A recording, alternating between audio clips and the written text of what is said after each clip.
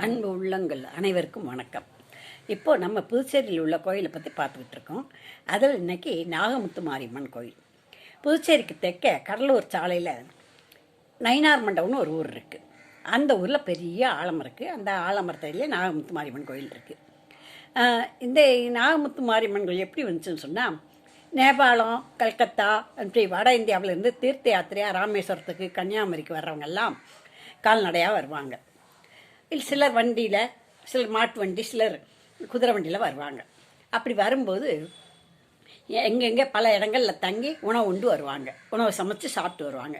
அதே மாதிரி இந்த நயினார் மண்டபத்தில் இருக்க ஆலமரத்தடியிலையும் சமைச்சு சாப்பிட்டுட்டு ஓய்வு எடுத்து பிறகு வருவாங்க. அது மாதிரி வரும்போது அங்கே ஒரு பாம்பு புத்து வந்துச்சு.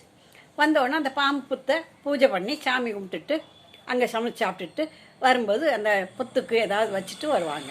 இப்படியே இருக்கும். அந்த புத்துக்கு காணிக்கை நிறைய வர ஆரம்பிச்சிது. போட்டாங்க. ஒரு தடவை வந்தவங்க அப்பாவும் மகனும் வந்தாங்க. அவங்களால வடக்கையும் போக முடியல, தெற்கையும் போக முடியல, ரொம்ப டயர்டாக போனாங்க. அப்படியே எங்கேயே தங்கிட்டாங்க. அந்த ஆலமரத்தடியில் தங்கிட்டாங்க. தங்கின உடனே அந்த நாகப்புத்துக்கு பூஜை பண்ணிகிட்டு இருந்தாங்க. வர்றவங்க போகிறவங்களாம் அந்த பூஜையை அவங்களும் உள்ளூர்காரங்க வெளியூர்காரங்க எல்லாருமே அந்த நாகப்புத்தை கும்பிட்டுட்டு காணிக்கை போட்டு போனாங்க. ஒரு நாள் பெரிய மழை பெஞ்சா அதில் உள்ள புத்து கரைஞ்சி ஒரு பிள்ளையார் இருந்துச்சு.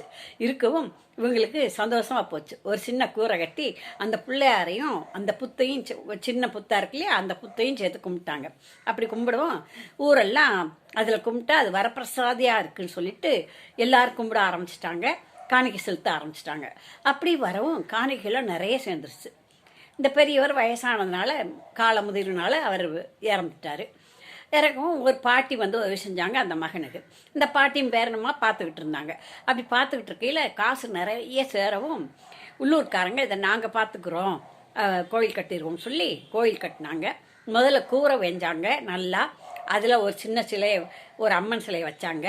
நாகமுத்து மாரியம்மன் பேர் வச்சாங்க. இப்போ அந்த அம்மன் கோயில் இந்த கட்டடமாக கட்டி பெரிய கோயிலாக இருக்குது. திருவிழாக்கள் நடக்குது. பிற்கால கோயிலாக இருந்தாலும் கூட இந்த கோயில் ஒரு பிரபலமான கோயிலாக இருக்கிறது. வரப்பிரசாதியாக இருக்கிறாள் அந்த அன்னை. அந்த அன்னையை வணங்கி நாமும் வளம் பெறுவோம். நன்றி, வணக்கம். லைக் செய்யுங்கள், கமெண்ட் போடுங்கள், சப்ஸ்கிரைப் பண்ணுங்கள்.